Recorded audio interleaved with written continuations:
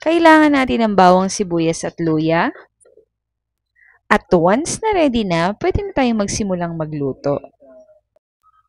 At kapag mainit na yung pan, maglagay na tayo ng mantika. Siyempre, unahin na natin ang luya. Matagal-tagal din tayong hindi nakapagluto. Kaya ngayon, hahainan ko kayo ng ginataang isda naman. Pagkatapos ng luya, isunod natin yung bawang. Sa mga mahilig magluto dyan, pihadong alam nyo na kung gaano kabango ang amoy ng pinagsamang luya, bawang at ngayon naman ay ang sibuyas. Lutuin lamang ito ng maigi at huwag hahayaang masunog ha.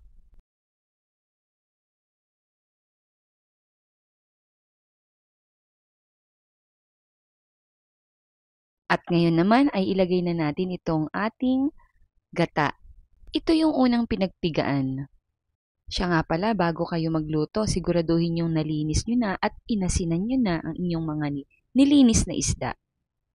Kapag kumukulo na yung ating gata, pwede nyo nang ilagay yung mga isda na nalinisan. Maaari nyong gawin ito sa kahit na anong isda na gusto ninyong iluto sa gata. Lagyan na rin natin bahagyan ng suka. Budburan na rin natin ito ng pamintang durog at saka ng pampalasa. Sa totoo lang nakalimutan ko kung anong tawag sa isda na to. Kung alam ninyo at kung ano ang tawag sa lugar nyo sa isda na to, comment down below lang ha.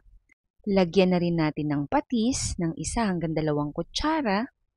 Maaari ding gumamit ng asin pero ang patis kasi may kakaibang linamnam. At pagkatapos ay takpan muna natin at pakuluin ng konti. O ayan at halos luto na, ibuhos na natin yung ating kakanggata.